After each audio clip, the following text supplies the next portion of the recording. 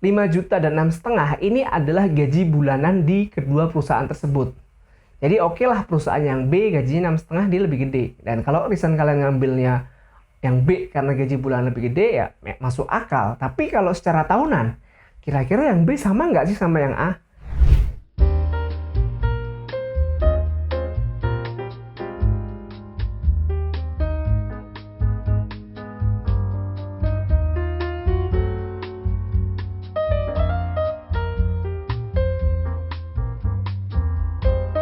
Halo, welcome back to my YouTube channel. Thank you udah munculin channel ini. Nah, kali ini saya akan bahas tentang gaji bulanan versus gaji tahunan atau monthly salary versus annual salary.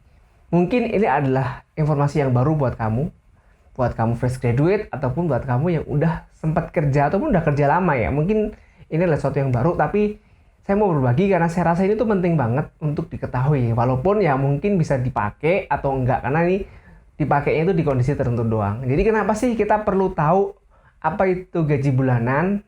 Pakai bahasa Indonesia aja ya, gaji bulanan, dan apa itu gaji tahunan. Mungkin selama ini yang kalian tahu adalah gaji bulanan karena dimana-mana di forum Kaskus atau forum Telegram ataupun forum diskusi yang lain orang bahas tuh, oh kalau kerja di PT ini posisi MT gajinya sekian, gaji sekian, gaji sekian. Rata-rata yang mereka bahas adalah gaji bulanan atau pendapatan yang bakal karyawan dapatkan dalam 1 bulan, yang isinya itu gaji pokok dan tunjangan tetap.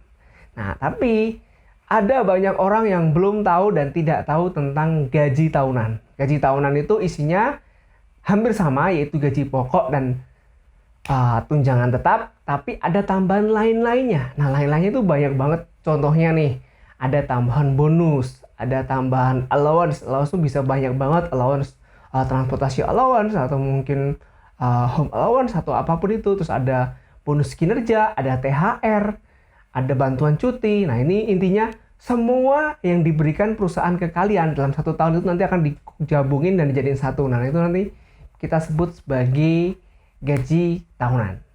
Nah, mungkin kalian bingung, lah terus apa sih gunanya itu buat saya? Kan saya masih fresh graduate, ngapain saya perlu tahu itu? Jadi gini, kalau kamu masih fresh graduate dan belum pernah kerja dan baru pertama kali kerja, ini bisa jadi sebuah informasi yang bakal berguna banget ketika kalian mau ngambil sebuah keputusan, dapat 2 offering letter dan kalian harus ngambil salah satu. Emang hubungannya seperti apa? Nah, pasti kalian bingung kan? Kalau offering letter kan kita cuma tahu gaji yang dikasih di offering itu ya. Ya, betul. Jadi di offering letter itu, contoh nih ya, kalian fresh graduate.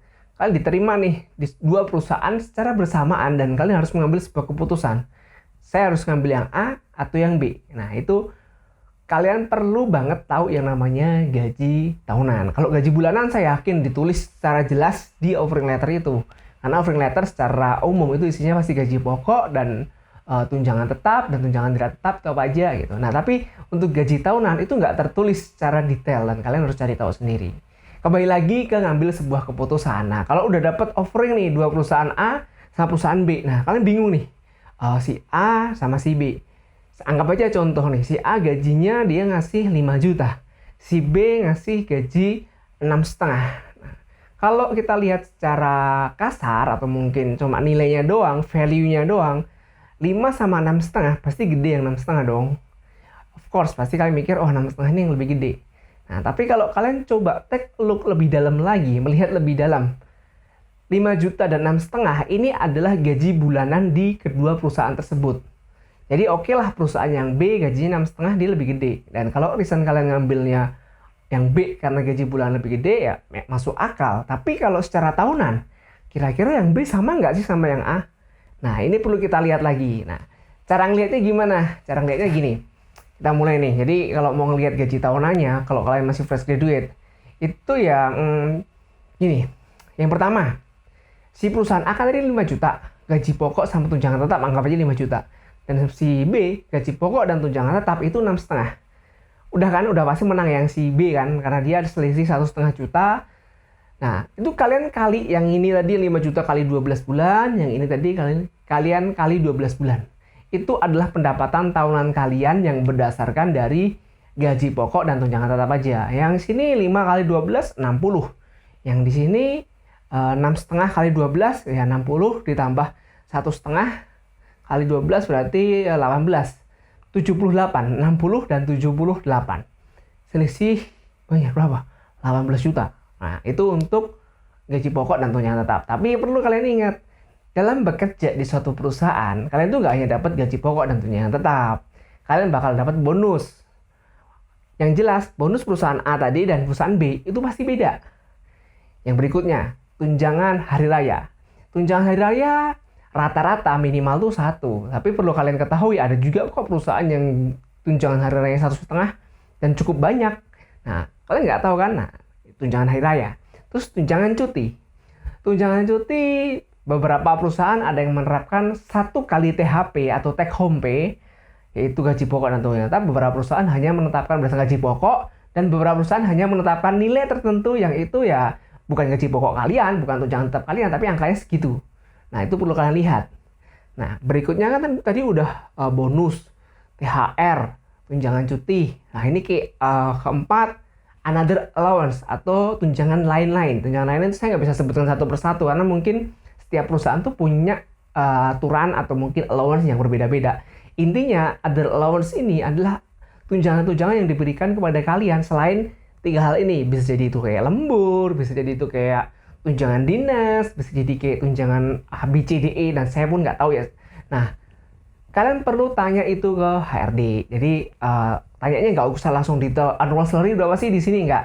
Contoh kalau bonus, kalian bisa tanya gini, untuk annual bonus di perusahaan ini biasanya berapa, Bu atau Pak? Kalau untuk tahun ini pasti dia jawab nggak tahu, tapi kalian bisa coba lihat track record atau history sebelumnya atau tahun-tahun sebelumnya biasanya berapa. Pengalaman sih hari ini mau ngasih tahu. Jadi, oh iya Pak, pengalaman kita rata-rata 2-3 kali. Oke. Jadi kalau udah kelihatan 2-3 kali, kan bisa mikir dong, oh oke, berarti anggap aja 2 kali. Nah, kalian tanya nih ke perusahaan A, tanya lagi ke perusahaan B.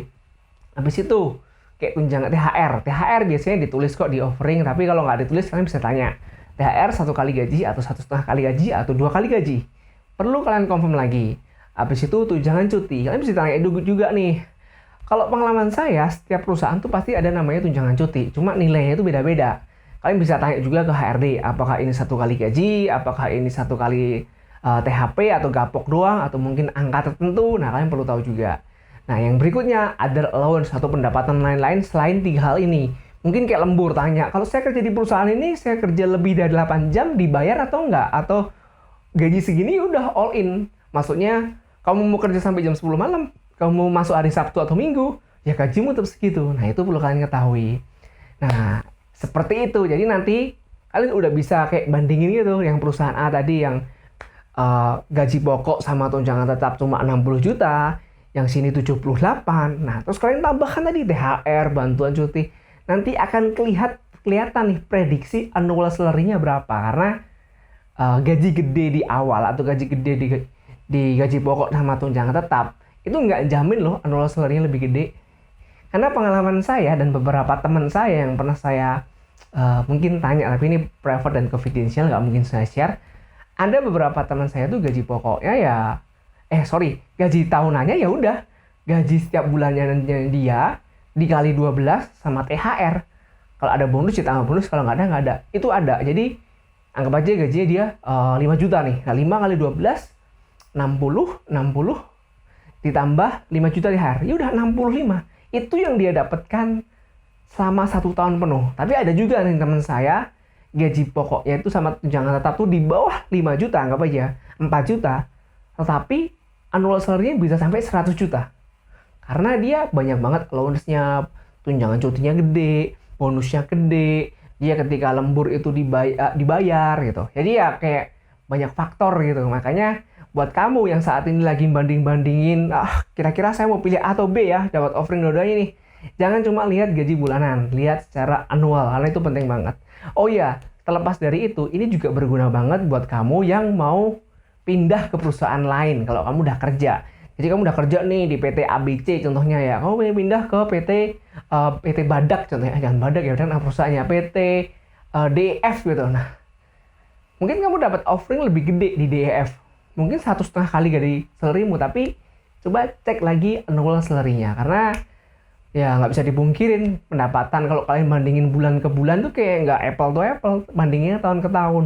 Pasti nanti lebih apple to apple. Oke, itu aja sharingnya, cukup padat dan mungkin ini informasi yang cukup baru buat kamu. Tetapi saya yakin ini berguna kok. Jadi coba kalian pelajarin dan cari-cari info. Oke, kalau kalian mau punya pertanyaan atau mungkin sesuatu yang bikin kamu diskusikan, kamu bisa tulis di kolom komentar dan sampai ketemu lagi di video selanjutnya. See you next time.